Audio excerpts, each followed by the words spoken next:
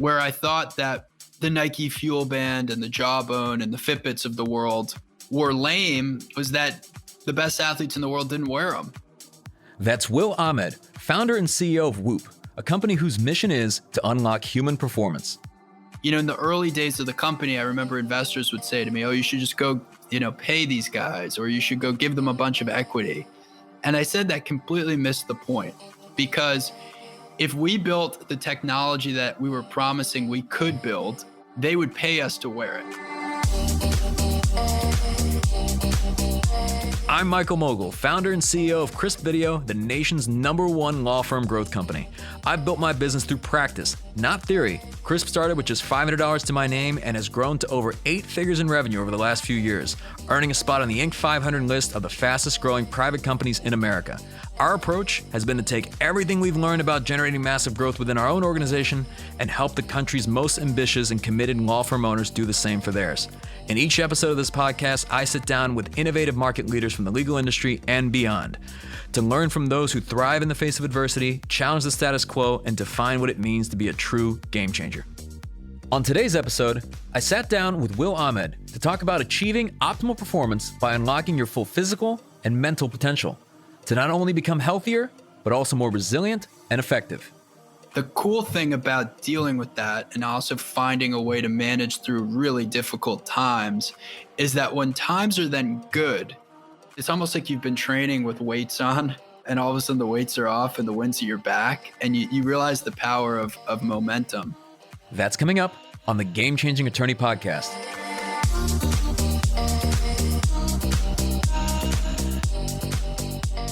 I'm very excited to have Will Ahmed on the podcast, not only because he has an incredible company with a powerful mission behind it, but also because I'm personally a user and a big fan of his product, the Whoop Fitness Tracker. Will founded Whoop around the goal of unlocking human performance. So I was looking forward to hearing how he recommends business leaders apply these practical strategies to grow both personally and professionally. The mission of Whoop is really around unlocking human performance. And I think broadly speaking, we believe every individual has an inner potential that you can tap into if you can better understand their body. I got into the space personally because I was always into sports and exercise. And growing up, I played a dozen different sports. I ended up going to Harvard and playing squash there. And I was captain of the Harvard squash team. And my experience of being a college athlete showed me that athletes, myself included, really didn't know all that much about what they were doing to their bodies while they were training. It was sort of just this perception that if you trained a lot, eventually you'd get fit. And for me, I used to overtrain as a result of that because I used to kind of push, and then all of a sudden you fall off a cliff. And other athletes would get injured or misinterpret fitness peaks or not necessarily understand the importance of recovery or sleep. And so for me, it was really trying to understand everything I could about the human body. And I did a lot of physiology research while I was in school. I read something like 500 medical papers, and I wrote a thesis myself around how to continuously understand the human body. And I would say that ultimately became the business plan for starting Whoop. And that was 2011, 2012. So 8 years ago, at least. And it's been an amazing journey since then. I've gotten to work with incredibly smart people. It takes a very talented team, as you know, to build anything. And yeah, today we're proud to serve a lot of high-performing individuals and teams. Now, I imagine there's easier ventures that one can go down because it was something like Whoop. You've got the hardware aspect, the software aspect, the data and analytics, and you've got to be, it seems like you've got to be really good at all three and make them work really well together. I guess, what were some of the early challenges that you guys had experienced? Yeah, so I would say in 2012, 2013, a lot of what we were doing was hardcore technology development. We wanted to be able to measure something called heart rate variability, which previously no other product on the market could measure except for an electrocardiogram, which, is like $10,000, $20,000 hospital equipment. And what was so interesting about heart rate variability is it was a statistic that was being used in like the 70s and 80s by Olympic powerlifters and then cyclists, and then the CIA was using this thing to understand lie detection. And I was like, wow, this is a really powerful statistic. This is a statistic that's a lens into your body. And it's a lens into your body in a way that you may not be able to feel. And I thought, wow, if we could measure heart rate variability continuously, and mind you, heart rate variability is different from heart rate. We can go into that if you want to talk about it. But if we could measure this statistic, we would have this unbelievable lens into your body's status, into how rested or recovered your body was. And for me, that was quite exciting. So a lot of the, I would argue, even the first 12 months of the business really in quotes, because we weren't selling anything, really the first 12 months of technology development were to figure out if we could measure heart rate variability accurately from the wrist. And that, I would say, was our first breakthrough as a company. So that's a pretty bold decision in the sense that it seems like a lot of other fitness trackers are tracking things like heart rate and step count and so on. And when you talk about heart rate variability or HRV, if you could, I guess, go into some detail in terms of what this is. I mean, I guess it's the variance in time between beats of the heart, but like more specifically, the role that plays in recovery. Yeah, so heart rate variability, as you defined, is the time between successive beats of the heart. What's counterintuitive about it is the higher your heart rate variability, the better. So if your heart's beating at 60 beats per minute, it's not beating every second, right? If your heart's beating at 60 beats per minute, it's not beating every second. That's a very counterintuitive concept in itself. It turns out it's beating like 1.2 seconds, and then 0.8 seconds, and then 0.7 seconds, and then 1.3 seconds.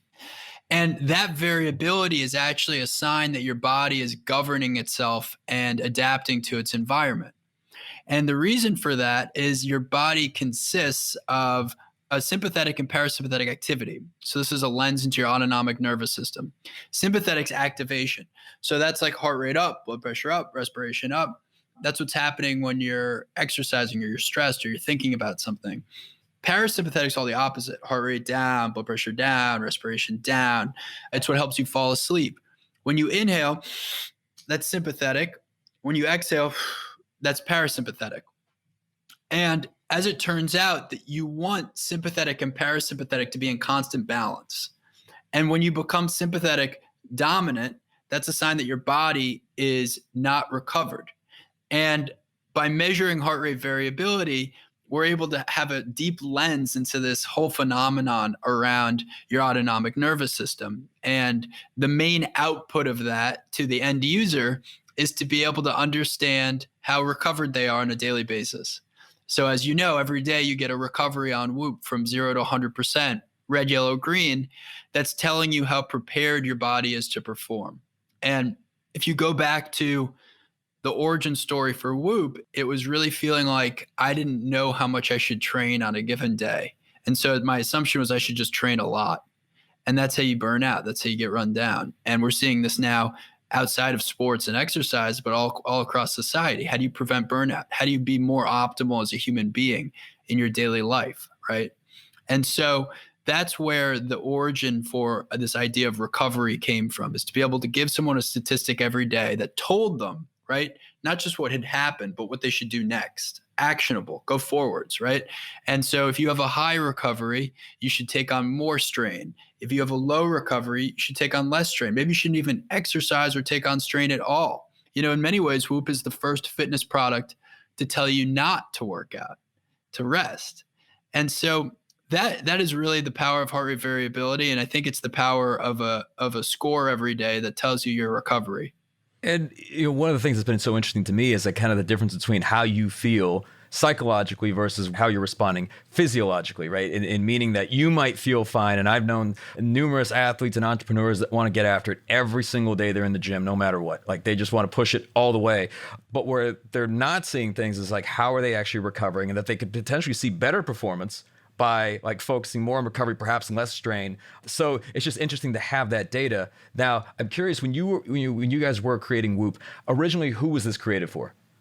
Originally, it was created for athletes. I mean, our initial vision was always, this is something that athletes need the most. But over time, it's going to be a platform for anyone, because while we all have different physiologies, we have the same biology. And what that means is that there's just a number of statistics that are core to measuring the human body. And if you can measure those things, you can provide unbelievable insights.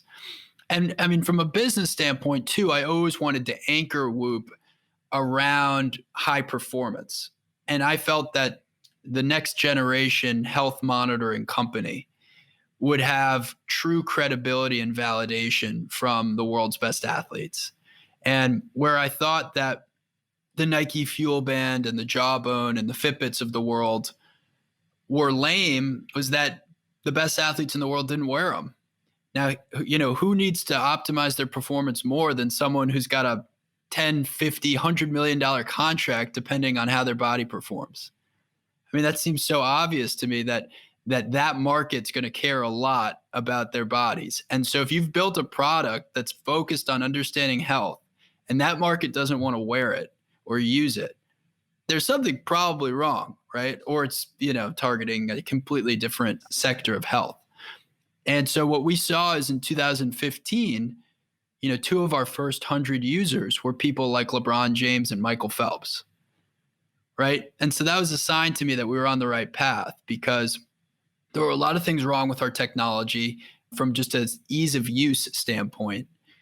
Yet we were able to have, you could argue, two of the best athletes in the world at that time, two of the best athletes ever, willing to use it, because for them, the promise of being able to measure things accurately like sleep and recovery was such a big promise. That was a huge value proposition. And, in the early days of the company, I remember investors would say to me, "Oh, you should just go, pay these guys, or you should go give them a bunch of equity." And I said that completely missed the point, because if we built the technology that we were promising we could build, they would pay us to wear it. And if we didn't build that technology, there was no amount of money that we were going to be able to pay these guys, or anyone for that matter, to wear something 24/7 that didn't give them true insight, right? It's a big ask to wear something 24/7. You need real insight to come from that. And so that's largely turned out to be true, that point of view. We really don't sponsor or endorse athletes. And now I would say we work with largely the best athletes in the world. Now, for people that are listening to this podcast, which is largely law firm owners and entrepreneurs, I mean, I remember seeing when you've got Navy SEALs wearing whoops and you see elite athletes. For me, I was initially drawn to that because if they're wearing it, as almost like a corporate athlete, that's, I look for any sort of competitive edge. But what would you say would be some of the benefits to just candidly entrepreneurs who may not be elite athletes or may not even want to be, but just still want to optimize their performance? Well, the exciting thing about being an entrepreneur is you're trying to take on a level of stress that will break most people. You're trying to overcome that in the pursuit of building something special. And I've felt that firsthand, for the last 8, even 10 years, thinking about Whoop and building Whoop. And there are points in building anything where it's like overtraining. You feel like you've hit a wall. You feel like you've got nothing left. And so that's the analogy for Whoop for the entrepreneur, is there's two ways to think about adding more balance to your life, right? The first way, and this is the way that most people recommend, is, oh, well, you've just been putting too much stress on your body, so you need to take on less stress. And that's fine. I mean, we do that with consumers every day, right? We show them you didn't sleep well, your body's run down, do a little less today. But the other way that's actually less talked about, that's more important for entrepreneurs, is how can you actually take on the same level of stress, but be more recovered and be more rested so that you can keep taking it on. And so what I encourage entrepreneurs to think about is, what are all the habits that they can embody that actually allow them to maintain a high output for a long time? There's always this analogy of, it's not a sprint, it's a marathon, right? That actually misses the point, because the best marathoners in the world are running like a 4-minute mile, and most people can't even run a 4-minute mile. You know what I mean? So you have to be all out really for a long, long time, and at a pace that most people can't handle. And so that's where Whoop can come into the picture, and we can help an individual figure out, in your life, what do you need to change or optimize to be more optimal? Like, let's talk about sleep for a second, right? You spend a third of your life sleeping. And in general, people think, well, I'm a busy person, I just can't get enough sleep, that's going to be me for the rest of my life. Well, that's a super suboptimal way to lock in the rest of your life, because you may still have a set period of time even that you can sleep, and you're not making that as optimal a period of time as it could be. So let's say that you're that person who says, I can't spend more than 6.5 hours in bed. That's all I've got. Okay, fine. Fine. Let's say that that's all you've got. There's still a lot of ways within that 6.5 hours to dial you in, right? So, what you know, Michael, about measuring your body with Whoop is that sleep is not just the number of hours you spend in bed, there's the stages of sleep. So within that 6.5 hours, how much time are you actually spending asleep? Let's start there. So maybe that's now 6 hours. Maybe that's 5.5. Hell, for some people, that's 3, unfortunately. And then within that time you're asleep, how much of that is REM and slow wave sleep? So REM sleep is when your mind is repairing itself. It's cognitive repair. It's when you're dreaming, right? So if you're an executive, if you're an entrepreneur, if you're a lawyer, or you're a high performing individual, you need to repair cognitively, period. If you're trying to learn something, oh my gosh, you need to repair cognitively. Slow wave sleep is when your body produces 95% of its human growth hormone. So people think they get stronger in the gym. They're actually breaking their muscles down in the gym. You get stronger during sleep. That's when you're repairing your muscles. If you take that person who spends 6.5 hours in bed and they can all of a sudden go from getting an hour of REM and slow wave sleep to getting 4 or 5 hours of REM and slow wave sleep, that person has just changed their life. I mean, completely changed their life. And I'm not exaggerating that one bit. It is a profound lifestyle shift and performance shift. I think people tend to be incredibly short-sighted about sleep because you can only really manage it if you measure it. And we're not talking about massive, massive changes. I mean, we can go into some of the different lifestyle tips, but sometimes it's just little tweaks, and all of a sudden you just feel so much better. It, as the saying goes, like what gets measured gets improved. I will say that sleep for me, I mean, it was a huge priority, and it seems like there's not a lot of great sleep trackers out there in the market. Like they just don't do a very good job of it. And I believe Whoop is one of the most, if not the most accurate trackers for sleep. But why would you say that is? What does Whoop do differently? Well, we collect a lot more data. So that's an advantage that we have over other products in the market, is that we're very focused on data collection. We sample data across 5 sensors 50 to 100 times per second, 50 to 100 times per second. And we collect about 100 megabytes of data on a person a day. And, that's about 1,000 to 10,000 times as much data as a Fitbit or an Apple Watch in a given day. So we have a massive data advantage. And then we've built the best algorithms on top of that. I mean, I would also say that we approached it from a point of view of we want to be as accurate as the gold standards, as true medical equipment. We want to be able to be the equivalent of a sleep lab. We want to be the equivalent of a chest strap. We want to be the equivalent of an electrocardiogram. And frankly, if you don't strive for that level of accuracy, you don't come anywhere close, because there's so many reasons why you wouldn't try to do that. It has massive battery life implications. It narrows your feature set. The Whoop strap, it's a pretty simple sensor. It's mostly material. It doesn't have a screen on it. You're not going to make phone calls. You're not going to, hail an Uber with your Whoop strap. But it's going to give you the best and most accurate health data, because that's what it's focused to do. It seems like everything that you guys have done with Whoop has been very, very intentional. I mean, one of the things that I actually love about it is the fact that there is no display, that it is just clean. People looking at devices that they wear, on their wrist or on their body.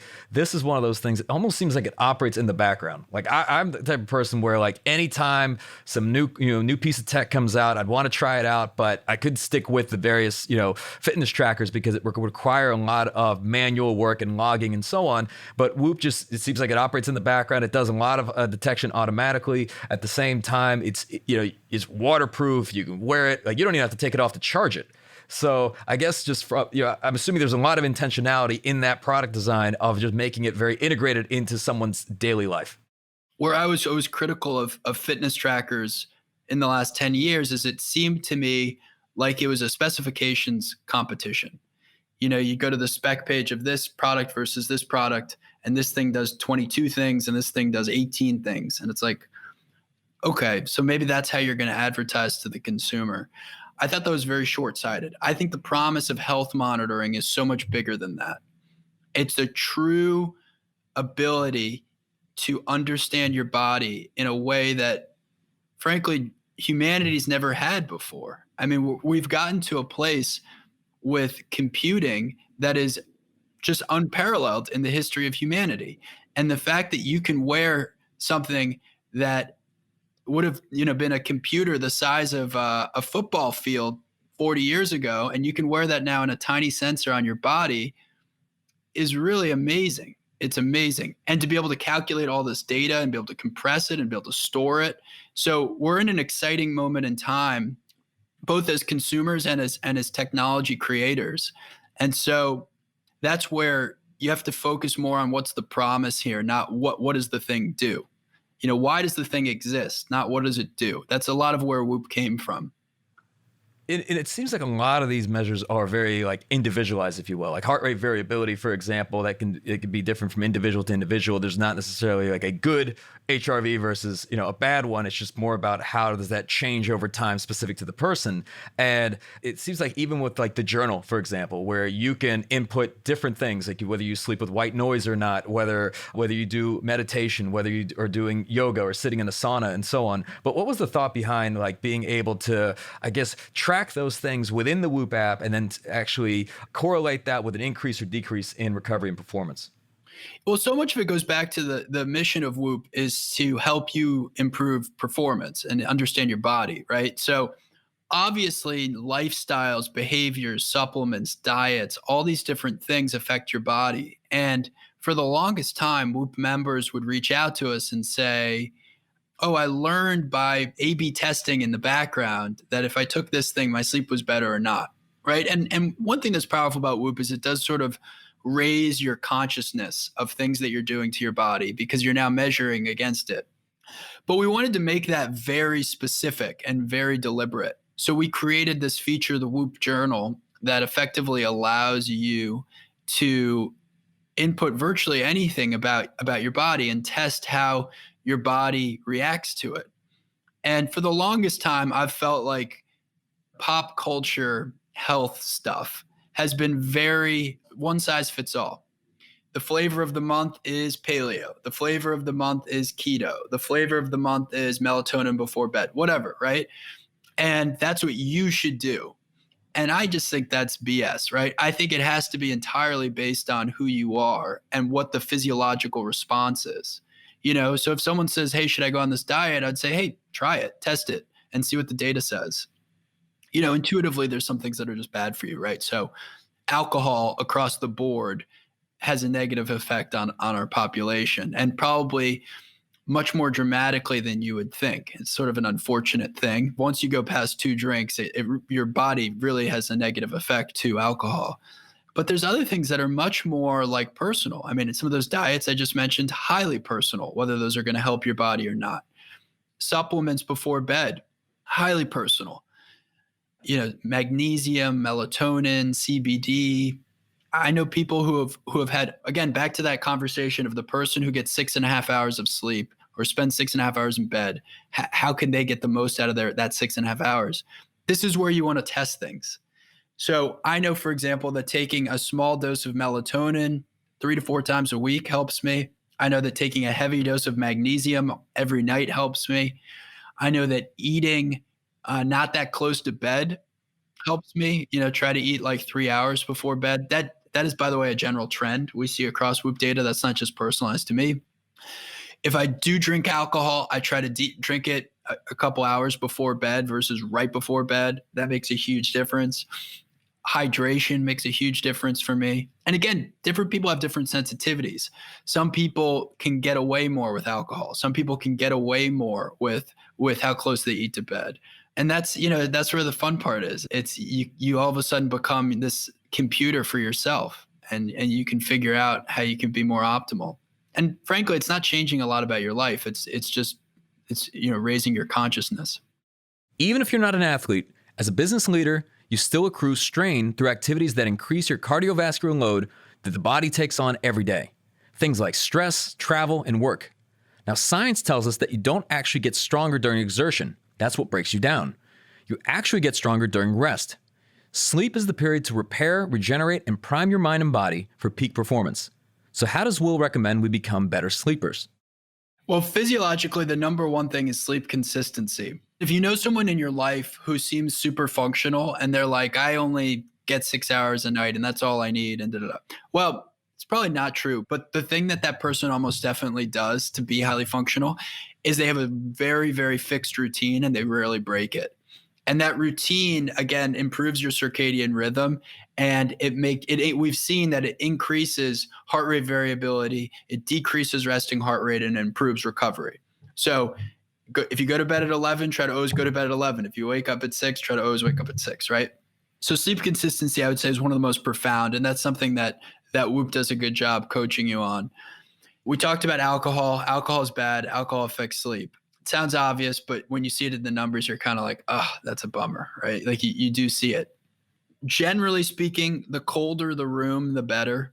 Most people are sleeping in a room that is too hot, and they're also sleeping in a room that's too bright. So, you also want to have a darker room if possible. Some people have found benefit from like noise machines. You also typically want to avoid looking at your phone right before bed and staring at screen devices, television, phone, iPad. I actually break this rule a little bit because I look at my phone a lot leading up to bed, as I imagine many entrepreneurs listening to this do, or executives. One way you can sort of hack it is you can get blue light blocking glasses, which I highly recommend. And I wear these glasses that have like a red tint. My wife thinks I'm crazy, but I've grown to really like them. And they block blue light. And so even if you're looking at a screen, you're starting to feel sleepy because you're not getting that light that's stimulating your brain. And studies have shown that that blue light really disrupts sleep. So I fall asleep much faster than people normally do. And I go faster into REM and slow wave sleep as a consequence, which makes the hours that I'm in bed, again, more productive hours. Well, we've all heard the people that, this was even me in the early years of starting the business, where I was the type of person that said I didn't need much sleep. Like I could function on 2 to 3 hours of sleep. And that is, I think not only is that a huge mistake, but I think that oftentimes you don't realize how much more functional you can be when you're sleeping properly, when you're recovering properly. But as we're talking about entrepreneurs specifically, I mean, I've long since believed that this is really, entrepreneurship is very much like pain tolerance or stress tolerance, and that being able to not just endure that stress, but function well in it can make you a more successful entrepreneur altogether. So to me, it's not one of those things that's more of like a novelty. It's more of a competitive advantage. What are your thoughts? Absolutely. I mean, you have to learn, I think, as an entrepreneur, how to overcome stress or how to be able to manage it. And for me, one massive way of doing that is getting rest. I feel like I can go for 10, 11, 12 hours straight in a day and then turn off and do it again. And I think I've trained my body to do that over 8 years of kind of thinking about it. And I'm proud to say that I haven't really had a profound point of burnout in building this business for that long. And mind you, I've had some real lows. I mean, real lows for the business where it's like, you're trying to figure out what's the business model, how do we grow this thing? You potentially lose some good people over the years, or you have to let them go because of cost reasons. I've had to deal with a lot of that. And the cool thing about dealing with that and also finding a way to manage through really difficult times is that when times are then good, it's almost like you've been training with weights on, and all of a sudden the weights are off and the wind's at your back, and you realize the power of momentum. I think for any entrepreneur or executive who's trying to get something done and it's an uphill battle, you're sort of faking in your mind some level of momentum. You're giving yourself some illusion of momentum to keep going. And, that's a mechanism, right? But what the reality is, when you actually have true momentum, like true tangible momentum, you feel so much faster, you feel so much freer. And so I would just encourage people who do feel like they're going through a tough patch to know that it's a healthy thing that they're building in the process. What's also been amazing to me is the pace at which you guys have been able to innovate. I mean, I remember when COVID-19 breaks out, and then there's an app update very quickly thereafter that's like, okay, now we're starting to track this stuff. And Whoop adds this functionality where maybe you always had it, I don't know whether you did or didn't, but just started reporting on like respiratory rate and how the changes in respiratory rate could be a precursor to COVID-19. How did that kind of whole process come to be? Well, look, one of our core values is to move at an uncomfortable pace. I think a massive differentiator for any business is to move really fast. And I use that word uncomfortable carefully. Like it needs to be a little uncomfortable because me as CEO of Whoop, we've been a 10-person company, we've been a 50-person company. Today we're closer to a 250-person company.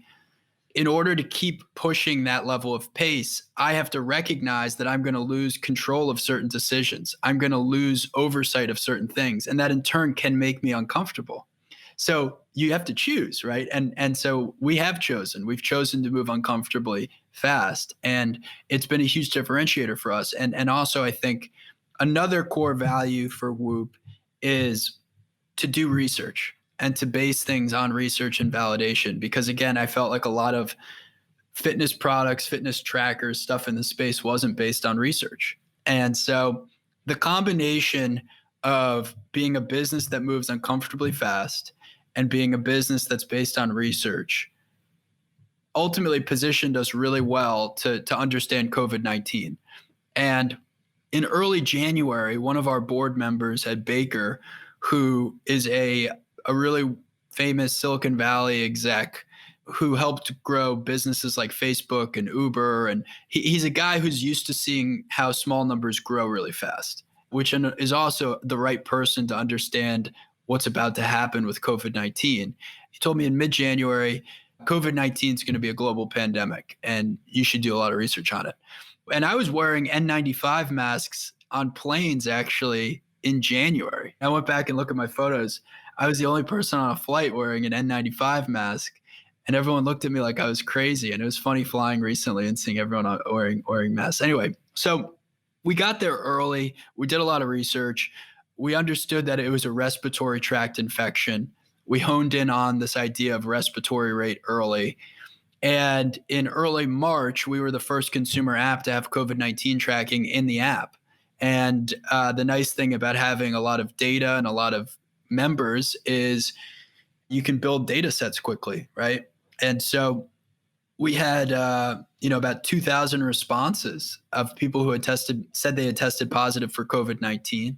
And within 3 weeks, we were partnered with CQU and other research institutions, and we were up and running to publish data on what does Whoop data look like before, during, and after COVID-19. And what we found was quite powerful. I mean, it jumped off the page. It was unexpected, frankly. When you get sick, your body has a physiological response. So you've seen like your resting heart rate goes up, your heart rate variability goes down, you get red recoveries, your sleep is disrupted. And so the thing about that, of what I just described, is it tends to be non-specific.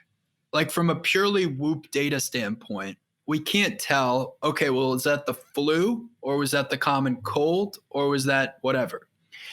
And where COVID-19 has been so fascinating is that it actually has a very specific indicator, and that is respiratory rate. So respiratory rate is the number of breaths in a minute. And for most people, it's somewhere between 10 and 20. And we measure this again while you're sleeping. So we take it in a control every night. And it's actually a really boring statistic. Like it doesn't change at all. It really never changes. And so for the longest time, it actually wasn't even in the Whoop app. We just collected it in the background. And what we saw with the COVID-19 data is, in fact, the people who got COVID-19 had these massively elevated respiratory rates. And it jumped off the page. It really jumped off the page. And we published that research, and it looks like we can play a big role in helping people understand whether they have COVID-19 and potentially, be a leading indicator. Now, I'll say all that with a caveat, which is that Whoop is not a medical device, and we shouldn't be thought of as the only solution for understanding COVID-19. I think there needs to be testing and masks and all sorts of things. But like, I'll give you an example with the PGA Tour. So the PGA Tour for a long time had a bunch of golfers wearing Whoop. And one golfer, Nick Watney, had been wearing Whoop for 10 months. The PGA Tour gets back up and running about a month ago. And Nick Watney tests negative for COVID-19 on Tuesday. A tournament is from Thursday through Sunday. Nick Watney then goes to play in the tournament on Thursday. He wakes up on Friday, he's feeling completely fine, and yet his Whoop data shows this massively elevated respiratory rate. For 10 months, Nick Watney's respiratory rate was 14, 14, 14 every day, 10 months. And all of a sudden he wakes up one day, it's an 18. I mean, it jumped off the page. And he had seen the research that we had published about respiratory rate. And so he went to the tour doctors and said, I think I need to be tested again. They actually said, hey, you're cleared to play. You don't need to get tested again. And he forced their hand. He got tested. And sure enough, he had COVID-19. And for the next 2 weeks, by the way, Nick Watney didn't have symptoms. And yet, if you looked at his Whoop data, you could tell that something seriously was up with his body. I mean, all the things that we just talked about, not to mention respiratory rate. I think that's where it's quite powerful. I mean, and it goes back to this idea, literally a thesis from the beginning of starting Whoop, is that there are secrets that your body is trying to tell you that you can't feel. And in general, feelings are overrated. And I don't think that's ever been more true than with COVID-19, where you can literally be a carrier of COVID-19 and feel nothing and give it to someone else and it kills them. I mean, that's how scary this virus is. And so, yes, in general, my bias is that people should be monitoring their bodies to understand their bodies. Now, obviously Whoop collects a lot of data, and there's, always the concerns around data privacy. So I understand you need to track a lot of data to provide a lot of great insights, but at the same time, how do you balance that with making people feel comfortable with the amount of data that's being collected? Yeah, look, we follow all the best practices. We store our data, using Amazon Web Services. It's highly encrypted and protected. We follow a lot of the same security guidelines as banks. From the earliest days of the company, I was talking to lawyers because, we had people's data like LeBron and, Phelps and like these sort of world-class athletes. So we had to worry about privacy from the very, very beginning. I would also say that we view that the end user owns the data. Like if you're a Facebook user, you are actually the product, right? You're the sales mechanism. And for Whoop, like you're not the product, you're not the sales mechanism. Your Whoop membership is, which you pay for, and that gives you data and that gives you analysis. And by the way, if you don't like your Whoop membership, you should cancel. So that's our responsibility, is to provide insights that give you value. I know you talk about the PGA Tour, so I think this is incredibly interesting because they have since embraced Whoop, and it's likely that many other organizations are going to follow, both sporting organizations. But let's talk about like Whoop and enterprise, because I hear something like this. I've obviously been a Whoop fan for a while, and I think organizations are already struggling with like how do they essentially manage COVID within their organization. They've got hundreds of employees and so on. But what about like rolling that out to an organization? Like, is that something fairly recent that you guys have now started offering, and how does it work? Yeah, we just launched the Whoop Back to Work business unit, and this ultimately is using our technology for teams as a management solution to help, ultimately help groups of people be thoughtful about how they can go back to work. And, for months at Whoop, we've used our own technology to play a smart role in our safety. So if someone had a red recovery, they weren't allowed to come to the office. This was well before there were lockdowns and stuff, because it's a sign that their body's run down or they're sick, right? So it's in their best interest and their coworkers' best interest to work from home. And now with the respiratory rate research and what we saw with the PGA Tour, we've built a solution for teams to help individuals also look at their respiratory rate. If you can catch that you have COVID-19 2 days or 3 days before you feel symptoms, that's a lot of touch points that you didn't just have. Justin Thomas on the PGA Tour said that if Nick Watney hadn't been wearing Whoop, the PGA Tour would have been screwed, because he would have potentially infected like a lot of players over the whole weekend. So, we're working virtually every industry. We're finding partners to do this with now, which is it's exciting for us, but also a little surreal. Like we can actually play a big role right now. So we're doing our best to keep up. We're working, for example, on a construction site with 10,000 construction workers, like they need to work, and they also need to be thoughtful about how to do that safely. We're working right now on some Hollywood sets. Hollywood wants to go back to work. We're working with transportation, people that are responsible for transporting humans, people who are responsible for transporting supplies, so this is airlines, this is helicopter companies. We're working with corporations. So people that, a corporate environment where an executive wants their team to be more thoughtful about how they manage their bodies, a little bit more sleep and recovery focused than just COVID focused. But obviously we offer both of those aspects from wearing the product. Retail environment, theme park environment. These are the types of organizations that we're now supporting. Schools. I think going back to school right now it's a tricky one to manage. And so much of your experience of being a student is collaborative, it's in person, it's being with one another, it's living with one another in a lot of cases, right? Colleges, boarding schools. We have a bunch of partners there. So I'm curious, and we talk about unlocking human performance. There's obviously, I don't think there's anyone that would argue the benefits from a public health standpoint of tracking something like respiratory rate as a precursor to COVID-19. But when you get into, let's say, in an organization, you're tracking recovery and sleep, and you're sitting in a meeting and you're looking at someone saying, this person's recovery was really poor last night. Maybe they shouldn't be making these types of decisions today, or they're going to be making bad decisions. Where's like the balance between the ethical side of that, of like sharing that data and having that data available to an organization versus I guess essentially what can and should be disclosed? I mean, what are your thoughts on that? Well, I think at the end of the day, you should be focused on the performance itself. We aren't going around Whoop and judging people based on the number of hours of sleep they got or their recovery today. Now, for me personally, if I have to make a decision that's setting the company on a certain trajectory and I know I've got a few nights in a row of bad sleep, okay, yeah, maybe I'm going to hold the day on that decision. Like that's just a level of awareness that I've come to in monitoring my body for 6 years, and running a business while I did it. So that's a little more personal. But I think you should be judged by the performance. And I mean, sports is a great analogy. The Michael Jordan flu game, one of my all-time favorite sporting events ever. Michael Jordan, 6, got the flu. Maybe he had food poisoning according to The Last Dance, although I've heard disputes on that. And, on Whoop, he would have been totally run down, red recovery, didn't sleep well, probably had terrible health statistics. The flu, first of all, gives you terrible statistics on Whoop. And yet he had this world-class performance and won the game. So you focus on the performance, right?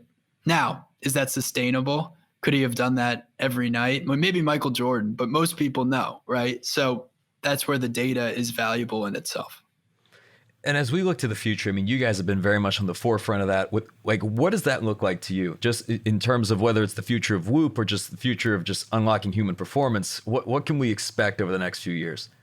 I think every individual is going to have a perfect recipe of what makes them more optimal. And then, of course, it'll be the responsibility of the individual to decide if they're going to follow that recipe. But I believe that Whoop is pretty close to being able to provide a 24/7 life coach that tells you exactly what you should do. And that's what we want to offer to the market. That's what we're excited about. I think over time it'll expand into other aspects of performance.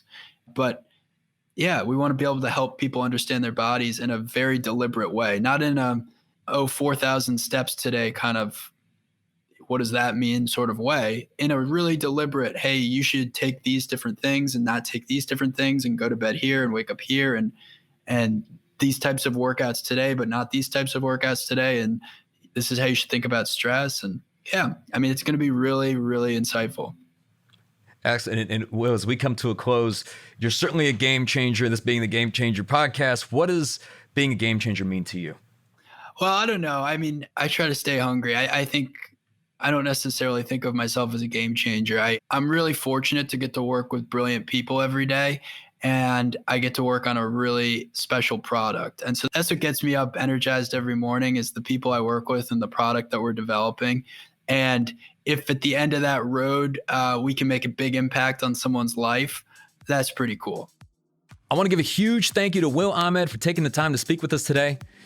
What particularly resonated for me was how at the end of the day, Our ability to take on more strain and continuously recover from it is what improves our long-term performance.